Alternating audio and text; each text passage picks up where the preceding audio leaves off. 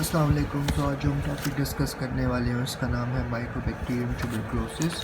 अच्छा, सबसे पहले हम लोग माइकोबैक्टीरियम की अगर हम क्लासिफिकेशन की बात करें ना, तो इसको हम लोगों ने दो बेसिस पे क्लासीफाई किया हुआ है, एक टिपिकल और एक एटिपिकल। टिपिकल में हमें पता है तीन बैक्टीरिया आते हैं, tuberculosis, Mycobacterium leprae and Mycobacterium bovis. ठीक है, फिर जो एटिपिकल है ना, तो उसको रेनियन क्लासिफिकेशन की वजह से हम लोगों ने क्लासीफाई की है। ठीक है, और ये जो होते हैं नॉन माइकोबैक्टीरियम ट्यूबरकुलोसिस होते हैं, मतलब टीबी वगैरह कॉज करते हैं ना। तो अब इसमें हमारे पास आती हैं चार ग्रुप्स, मेनली चार ग्रुप्स आते हैं। ठीक है, ये मैं बुक से करा देता हूँ क्योंकि यहाँ से समझना है ये।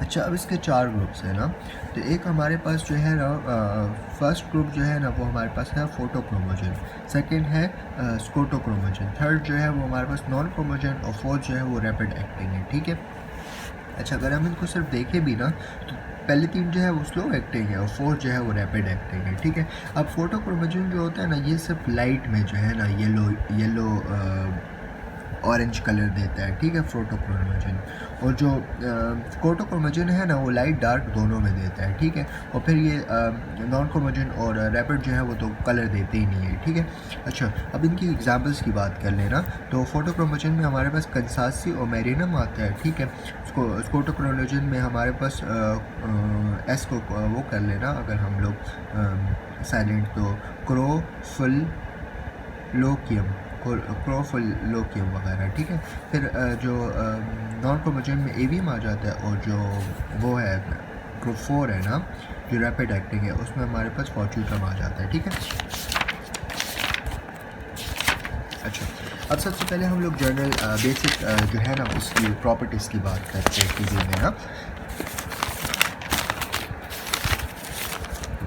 ये पाँच छः चीज़ दस तक चीज़ें होंगी, ये याद हो जाए तो टीबी जो है बड़ा आसान हो जाता है ना। सबसे पहले एसिड फास्ट होता है। ठीक है, फिर इसके अलावा हम लोग इसमें जीनलाइसिस स्टेनिंग यूज़ करते हैं, माइकोलिक एसिड तो होता है, इसमें कॉट फैक्टर होता है, बेक्स डी वगैरह होती है और फॉस्फोटाइड्स होते हैं। ठीक है, इसके अलावा नॉन कैप्सुलेटेड होता है, नॉन स्पोर फॉर्मिंग होता है, नॉन मोटाइल होता है। ठीक है, ऑब्लिगेट एरोब होता है, और ये हमारे पास जो होता है ना ये सर्फेंटाइन कॉर्ड लाइक रिसेप्टर बनाते हैं। ठीक है, cord like factor sorry violence stain जो है। अच्छा, अब इसकी हैबिटाट की बात करें तो ऑब्वियसली एयर ड्रॉपलेट के ज़रिए ट्रांसमिट होगा। ठीक है, और ये हमारे पास लंग्स में जाता है ना, तो मतलब मेनली जो है ना ये हमारे पास resides in reticular endothelial system, mainly macrophages वगैरह में ना, तो वहाँ पर रिजाइड कर रहा होता है।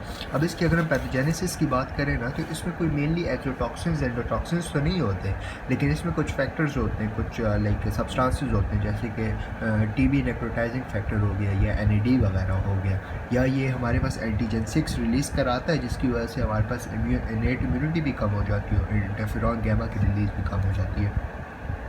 क्या पड़ा है कि इसके तो कोई एक्सोटॉक्सिन एंडोटॉक्सिन्स तो नहीं होते, लेकिन ये हमारे पास प्रोटीन्स बनाता है जो हमारे पास पैथोजेनेसिस में हेल्प करती है ना, फैक्टर्स वगैरह। एक हमारे पास होता है टीबी नेक्रोटाइजिंग फैक्टर होता है, और एक हमारे पास होता है NAD। इसके अलावा एंटीजन 6 भी बनाता है जो हमारे पास innate immunity and interferon gamma का लेवल रिड्यूस करवा देता है। ठीक है, अच्छा फिर इसके बाद इसकी पैथोजेनेसिस नहीं होता है जब ये हमारे पास लंग्स तक पहुँचता है, या डिफरेंट रेटिकुलर एंडोथेलियल सिस्टम के सब्सटेंसेस तक पहुँचता है जैसे माइक्रोफेजेस, तो उनको इनगल्फ कर लेता है। जब ये उनको इनगल्फ कर लेता है तो फिर उसके बाद ये एक सब्सटेंस प्रोटीन वगैरह रिलीज़ करते हैं, जिसको हम कहते हैं exported repeating protein. Exported repeating protein का ये फंक्शन होता है कि ये हमारे पास binding of phagosome with lysosome नहीं होने देता, जिसकी वजह से फैगोलाइसोसोम बनता ही नहीं है, जिसकी वजह से इस टीबी के जो ये बैक्टीरिया है उसकी डिस्ट्रक्शन ही नहीं होती इसके प्रोटीन्स की। ठीक है, अच्छा फिर इसके बाद लेजन्स होती हैं, मेनली 2 टाइप ऑफ लेजन्स होती हैं, लेकिन हमने इसमें 3 टाइप्स की हैं। ठीक है, एक एक्सोडेट लेजन होती है जिसमें हमारे पास एक्यूट इन्फ्लेमेटरी रिस्पॉन्स होता है। ठीक है, और इनिशियल साइड पे होता है। फिर हमारे पास आता है ग्रेनुलोमेटस लेजन ना, तो ग्रेनुलोमेटस लेजन में ऑब्वियसली हमने ऑलरेडी पढ़ चुके हैं ना, कैशियस नेक्रोसिस में सेंट्रल कैशियस नेक्रोसिस होती है, फिर एप्सिलाइड और लैंगरहैंस सेल्स होते हैं, फिर इसके बाद हमारे पास जो होते हैं वो लिम्फोसाइट्स वगैरह होते हैं, एंड में हमारे पास टिश्यूज वगैरह होते हैं ना। फिर हमारे पास आता है गोन कम्प्लेक्स। गोन कम्प्लेक्स पेपर में पूछ सकते हैं, तो गोन कम्प्लेक्स जो होता है ना ये हमारे पास एक्सोडेट लेशंस होती हैं विद लिम्फेटिक आउटफ्लो वगैरह ना। Drainage of lymph nodes. अच्छा, अब इसकी जो वो होती है ना, स्प्रेड ऑफ ऑर्गेनिज्म कैसे होता है, या तो हमारे पास जो वो बनता है ना, फैगोसोम बनता है ना, तो वो ट्यूबरकल जिसको हम कहते हैं वो रप्चर हो जाता है। रप्चर होने के बाद लंग्स और ब्रोंकाई वगैरह में जो है ना लोकल इन्फेक्शन का लोकल डिजीज़ कॉज कर सकता है। या तो ये हमारे पास ये ट्यूबरकल का जो सब्सटेंस होता है वो हमारे पास एस्पायरेट हो जाता है, जिसकी वजह से जो है टी में हमारे पास टीबी हो सकता है। ठीक है, इसके अलावा ये जो है ना ब्लड स्ट्रीम में जाके ब्लड से जाके इंटरनल ऑर्गन में जा सकता है। अच्छा, हमने पैथोजेनेसिस में वहाँ पे तो हम लोगों ने डिफरेंट फैक्टर्स पढ़ लिए थे, टीबी नेक्रोटाइजिंग फैक्टर्स वगैरह, और हम लोगों ने एंटीजन 6 पढ़ा था और एनएडी वगैरह पढ़ा था, और फिर मैक्रोफेजेस के रेटिकुलर एंडोथेलियल सिस्टम और प्रोटीन रिपीटिंग प्रोटीन क्या नाम था, रिपीटिंग हाँ एक्सपोर्टेड रिपीटिंग प्रोटीन। ठीक है, अब इस पर हम मेन क्लासेस पैथोजेनेसिस पे आ जाते हैं ना, पेपर में आए ना तो बंदा ये लिख ले तो बड़े अच्छे नंबर मिल जाएंगे। ठीक है, सबसे पहले क्या होता है कि हमारे पास आता है इन्फेक्शन से बंदा जो है वो टीबी के इन्फेक्शन से जो है बंदा एक्सपोज होता है। ठीक है, एक्सपोज होने के बाद हमारे पास दो चीज़ें होती हैं, ये मैंने यहाँ पे अच्छा लिखा हुआ, यहाँ से ही कर लेते हैं। एक मिनट,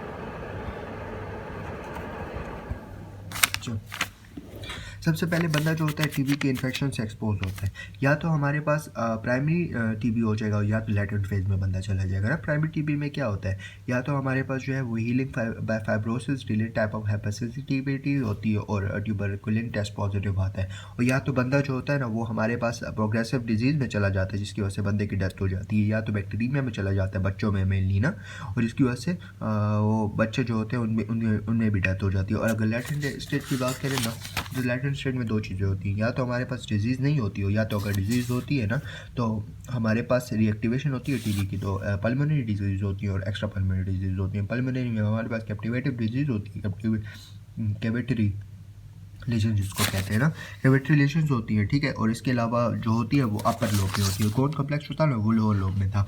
और इसके अलावा जो होते हैं एक्स्ट्रा पल्मोनरी में हमारे पास सीएनएस में टीबी हो सकता है, वर्टेब्रल कॉलम वर्टेब्रल बॉडीज़ में हो सकता है, और किडनी वगैरह में जीआईटी वगैरह में टीबी हो सकता है। ठीक है, अच्छा, और जो वर्टिब्रल बॉडी में जो टीबी होता है ना तो उसको हम पॉट्स डिजीज़ कहते हैं। ठीक है, अच्छा, अब इसकी लैब डायग्नोस्टिक पे बात करते हैं ना, तो हम एसिड फास्ट ट्रेनिंग करते हैं, वेस्टर्न जॉनसन ट्रेनिंग करते हैं, इसके बाद NaAT करते हैं, न्यूक्लिक एसिड एम्प्लीफिकेशन टेस्ट ना, इसके बाद बैकटेक मीडियम होता है और लिक्विड मीडियम वगैरह यूज़ करते हैं। अगर हम लेटेंट फेज को मालूम करना चाहें ना तो purified protein derivative skin test वगैरह करते हैं, और इसके अलावा इंटरफेरॉन गैमा ऐसे वगैरह करते हैं। ठीक है, और बस ऐसा क्लासिफिकेशन ऑलरेडी कर चुके हैं। That's it, thank you.